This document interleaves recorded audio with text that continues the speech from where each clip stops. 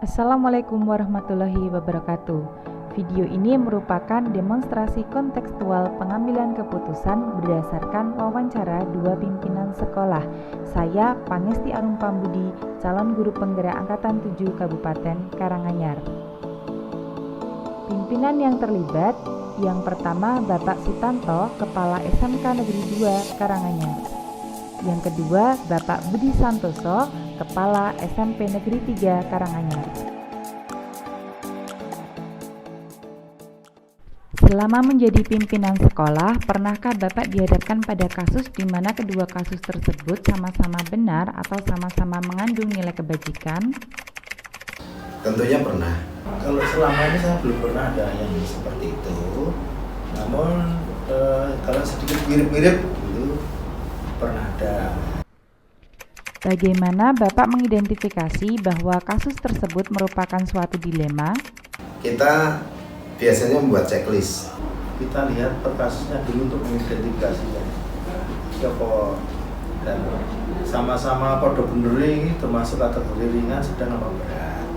Itu kita cari datanya dulu. Bagaimana prosedur yang Bapak lakukan dalam pengambilan keputusan selama ini? Tadi dari suara teman-teman, dukungan walaupun bukan setiap suara yang banyak pasti baik, tetapi biasanya satu kebaikan itu didukung suara yang banyak. Satu. Yang kedua, dari poin-poin checklist itu juga sudah menjadi kontributor untuk pengambilan keputusan. Nah, yang ketiga, ini yang penting juga, apapun yang kita ambil tidak boleh melanggar aturan rambu-rambu yang ada, sehingga harus sejalan dengan aturan yang dikeluarkan oleh pemerintah. Nah, yang terakhir, karena ini terkait dengan pengambilan keputusan yang pasti akan berimbas pada biaya, pastikan itu sudah tercover di penganggaran. Ya, kita lihat dulu kasusnya itu ada laporan dari wali kelas, atau guru BK, atau kesiswaan. Jadi kita lihat dulu. Ketika ada laporan, kita cek. Kemudian setelah kita cek, kita koordinasi. Kalau ada permasalahan seperti ini, bagaimana cara mengatasinya? Dari masukan-masukan teman-teman, ini kita simpulkan untuk menentukan langkah menangani permasalahan. Hal apa saja yang menjadi tantangan Bapak dalam pengambilan keputusan tersebut? Kalau tantangan yang sifatnya personal, nggak boleh gitu Pak, itu nggak ada. Tantangannya biasanya terkait keterbatasan dana. Mungkin itu lebih ke hambatan, tetapi ini menjadikan kita menjadi kreatif. Dengan pendanaan yang semuanya sekarang serba dibatasi, ada pembatasan, ini nggak boleh, ini nggak boleh. Ini justru menimbulkan tantangan untuk teman-teman mengambil satu program yang kreatif, yang inovatif, yang tidak begitu banyak menghabiskan anggaran, tetapi bisa jalan, bisa mendukung kegiatan anak-anak, bisa mendukung kelancaran KPM, bisa mendukung program sekolah. Kalau menangani anak itu, ada kalau orang tua suruh hadir ke sekolah saja sulit. Nah, kadang-kadang yang datang itu kakaknya atau mungkin orang tuanya, sehingga untuk membuat keputusan tentang anak ini, misalnya ora tau mlebu bola-bali, terus wong tuane dipanggil ora tau teko. Nah, ini kan dilematis, kok nak ditokke ya piye? Nah, aku dadi ora sekolah. Nek ora ditokke ya nulari kancane. Nah, seperti itu. Hal apa saja yang Bapak anggap efektif dalam pengambilan keputusan tersebut? Selama ini kita punya forum, ya, ada forum diskusi atau forum koordinasi di tingkat staf. Staf itu terdiri dari Wakasek, KTU, kemudian seluruh ketua program. Kemudian ada forum di jurusan atau di kompetensi keahlian, di 4 kompetensi keahlian. Kemudian ada forum-forum di unit-unit kegiatan, di siswaan, di HUPIN, ya, dan yang lain-lain. Ini efektif sekali untuk penyelesaian masalah. Ya itu tadi hasil musyawarah dari teman-teman semuanya, yang biasa kami lakukan.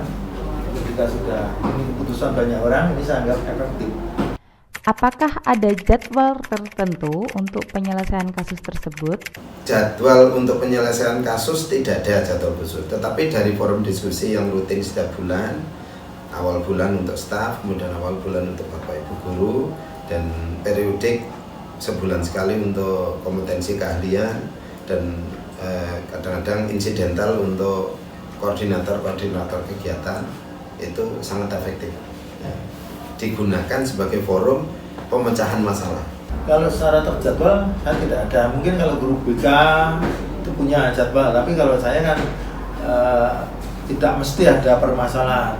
Kalau menurut saya pembelajaran bisa berjalan baik, anaknya nurut-nurut, tidak ada permasalahan yang muncul, kan saya santai, jadi tidak punya jadwal. Ini harus minggu ini harus gini, hari ini harus gini, dan seterusnya. Adakah faktor yang selama ini membantu Bapak dalam pengambilan keputusan? Kita ada dibekali aturan. Nah, aturan itu kan juga satu rambu-rambu untuk pengambilan keputusan supaya tidak menyimpang dari aturan yang ada. Kemudian kita punya stakeholder.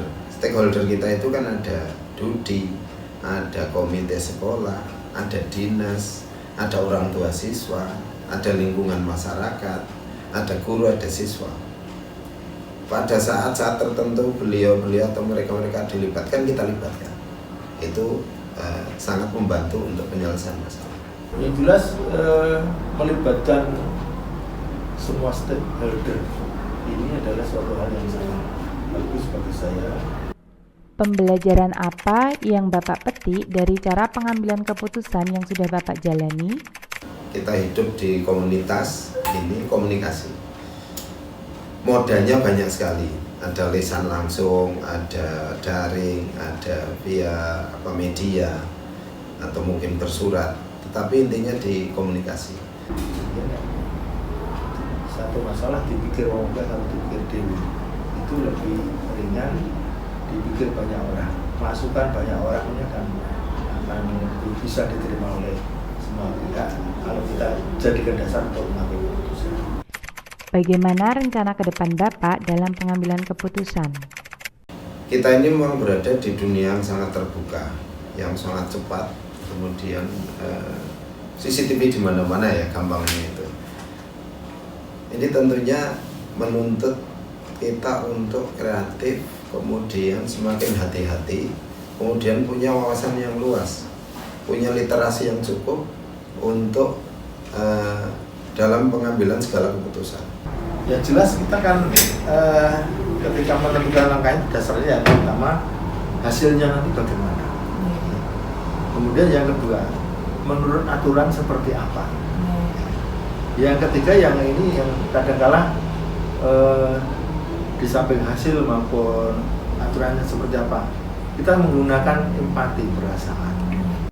Apa indikator bahwa keputusan yang Bapak ambil efektif dalam penyelesaian masalah?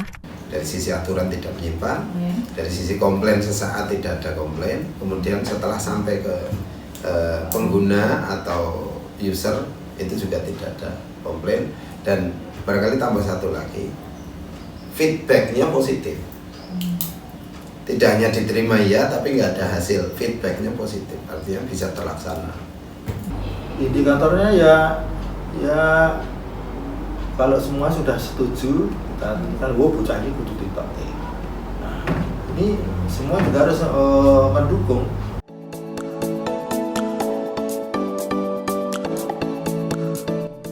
Hal yang menarik dari wawancara kedua pimpinan tersebut yaitu permasalahan yang dipilih dari Bapak Sutanto yaitu permasalahan mengenai program sekolah, sedangkan Bapak Budi Santoso permasalahan dalam menghadapi peserta didik yang bermasalah.